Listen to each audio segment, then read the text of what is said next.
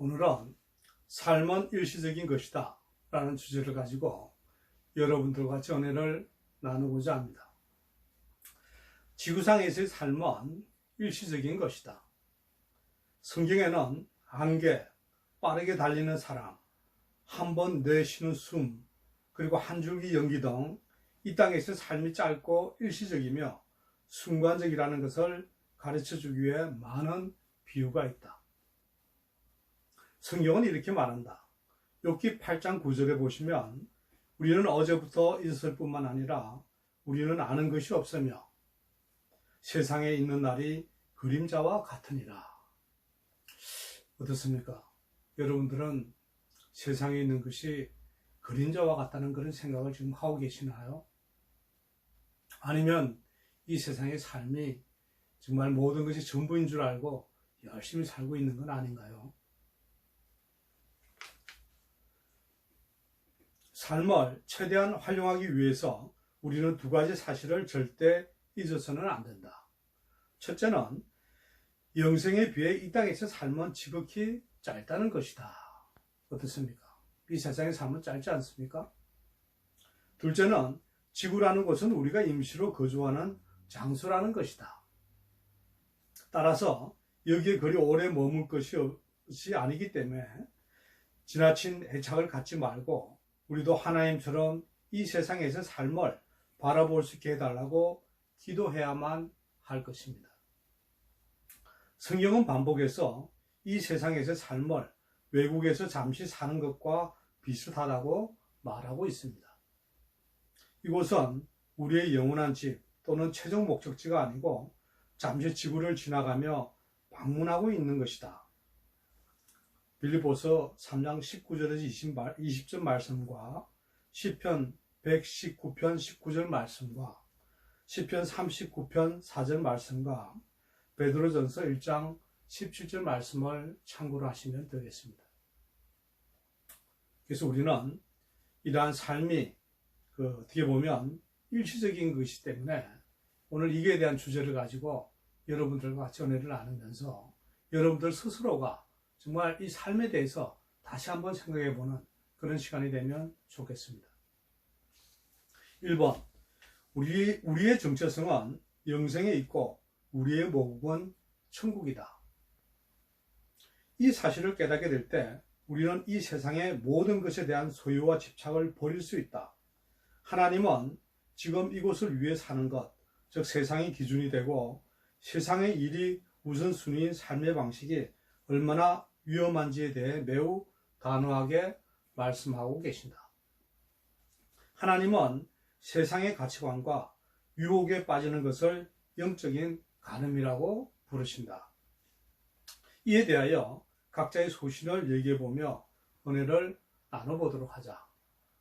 참고해야 될 말씀은 야고보서 4장 4절, 고린도후서 5장 20절, 베드로전서 2장 11절, 고린도전서 7장 31절, 고린도후서 4장 18절, 요한복음 16장 20절 33절을 참고하시면 되겠습니다. 우리가 적국의 대사로 임명을 받았다고 한번 상상을 해보자. 예의를 갖추기 위해서 그리고 임무를 수행하기 위해서 우리는 새로운 언어를 배우고 새로운 관습과 문화에 적응을 해야 한다. 우리는 대사이기 때문에 적국의 영토 밖에서 살 수 없고 임무 수행하기 위해서 그들과 접촉을 하고 관계를 맺어야 한다. 하지만 우리가 그 나라가 편하게 느껴지고 그 나라와 사랑에 빠지며 모국보다 우선시하게 된다고 가정을 해보자.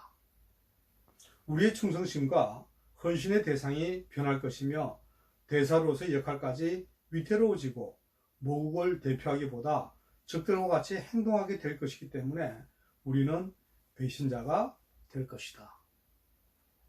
고린도후서 5장 20절 말씀을 보시면 그러므로 우리가 그리스도를 대신하여 사신이 되어 하나님이 우리를 통하여 우리를 권면하시는 것 같이 그리스도를 대신하여 간청하노니 너희는 하나님과 화목하라. 세상은 지난 세기와 비교해 볼 때 분명 살기 편해졌고 고개만 돌리면 곳곳에 즐기고 향유할 수 있는 일들이 우리를 손짓하고 있다. 이러한 세상의 말초적인 즐거움들은 우리로 하여금 인생의 진정한 목표를 망각하게 만든다. 삶이 시험이고 위탁받은 것이며 잠시 맡겨진 임무라는 사실을 기억할 때만 세상의 즐거움이 더 이상 우리의 삶을 움켜쥐지 못할 것이다. 우리는 더 나은 것을 위해 준비를 해야 한다. 고린도 4장 18절 말씀을 보시면 우리가 주목하는 것은 보이는 것이 아니요 보이지 않는 것이니 보이는 것은 잠깐이요 보이지 않는 것은 영원함이라.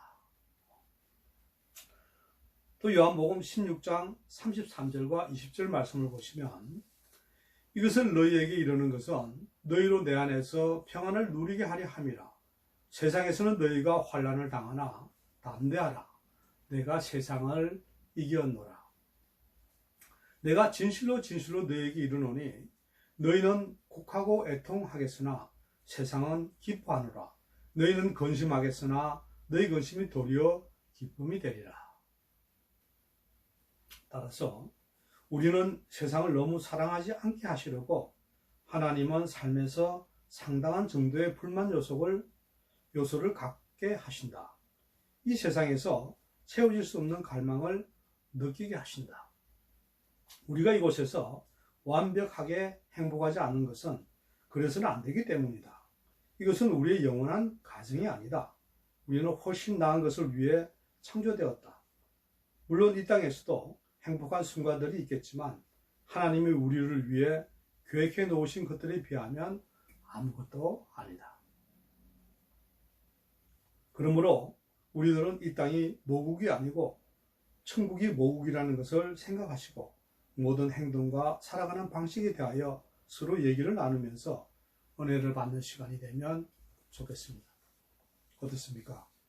여러분들은 이 땅이 모국이 아니고 천국이 모국이라고 생각을 하면서 살아가고 있는지, 그렇지 않으면 이 땅이 바로 모국이고 죽으면 천국은 가겠지만 이 땅이 굉장히 중요하다고 그렇게 생각하고 계시는지, 이러한 내용들을 서로 얘기를 나누면서 은혜를 나누는 그런 시간이 되면 좋겠습니다.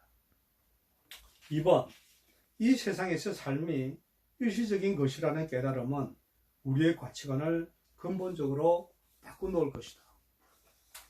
또한 우리의 삶에서 무언가 결정을 내려야 할 때 일시적인 것이 아닌 영원한 가치가 근본적인 기준이 될 것이다. 고린도후서 4장 18절 말씀은 아까 말씀을 드렸다시피 우리는 보이는 것이 전부가 아니고 보이지 않는 그것이 굉장히 중요하다는 그런 말씀을 했습니다. 하나님이 우리의 삶을 위해 갖고 계신 목표가 세상이 정의하고 있는 물질적인 풍요나 통속적인 성공이라고 생각한다면 우리는 치명적인 실수를 범하고 있는 것이다. 진정한 풍요로운 삶은 물질적인 풍요와는 전혀 상관이 없다. 하나님과 충실한 관계를 맺고 있다 해도 그것이 우리의 직업이나 사역의 성공을 약속하는 보정수표를 의미하는 것도 아니다. 그러므로 우리는 이 세상에서 일시적인 성공에 초점을 맞춰서는 안 된다. 베드로전서 2장 11절 말씀을 보시면 사랑하는 자들아 거류민과 나그네 같은 너희를 권하노니 영혼을 거슬려 싸우는 육체의 정욕을 제어하라. 즉 이곳에서의 삶의 끝이 아닙니다. 이러한 가치관을 가지고 우리는 어떤 삶을 사는 것이 좋은가, 또한 이 땅에서의 삶이 일시적인 과제라는 사실을 알 때 내 삶의 방식은 어떻게 달라져야만 하는가, 이러한 내용을 서로 얘기를 나눠보면 좋겠습니다. 여러분들은 이 땅에서의 삶이 이게 일시적인 것이기 때문에 이러한 내용을 깨닫고 내가 살아가는 그 가치관이 과연 어디에 둘 것인가 하는 이런 것을 다시 한번 돌이켜보고 그러한 것에 대해서 확신을 갖는 그런 여러분들이 되어야만 하겠습니다. 하나님의 관점에서 가장 위대한 믿음의 영웅은 번영, 성공, 그리고 이 세상의 권력을 잡은 사람들이 아니다. 이 땅에서의 삶을 일시적인 것으로 여기고 영생에서 약속된 상급을 기다리며 하나님을 신실하게 섬긴 사람들인 것이다. 어떻습니까?